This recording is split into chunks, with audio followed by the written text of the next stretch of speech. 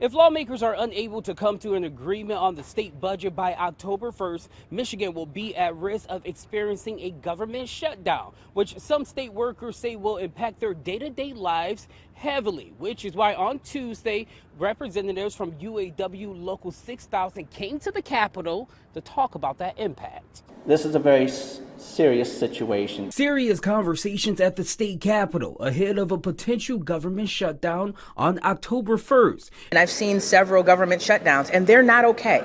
People are nervous, they're anxious. It all stems from Democratic and Republican lawmakers unable to find a middle ground on the state budget. This budget cuts so many essential services for men and women and children across mid-Michigan and across the state. Nearly $5 billion in cuts to the Michigan Department of Health and Human Services are included in the proposed House Republican budget.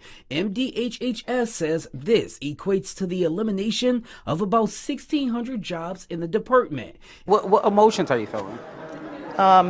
Maybe a little bit of nerves, but it's mostly the uncertainty of everything because it's the great unknown. We don't know what's going to happen with our department. MDHHS employee Ray Hesser, along with representatives from UAW Local 6000 and Senator Sarah Anthony, gathered at the state capitol on Tuesday to talk about the impacts the potential government shutdown and cuts could have on state workers. If that was to come to fruition, you're talking about potential workers possibly quitting because of burnout and because there's even a more amount of energy being spent on their own casework or on the individual's families. You're talking about people not being able to live their daily lives paycheck to paycheck. We're told if there is a government shutdown, state workers will soon receive notices about how to proceed. They have 14 days to give us notice, and it'll basically tell us whether or not for our members to show up to work or not on October 1st.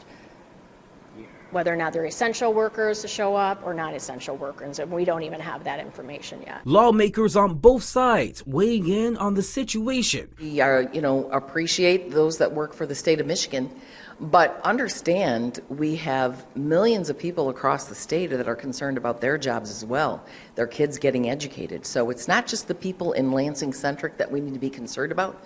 We need to be concerned across the state. And so I'm of the belief that we can do it all, but it requires serious conversations with serious people. And these House Republicans don't appear to be serious. Reporting here at the Capitol, I'm Larry Wallace, Fox 47 News.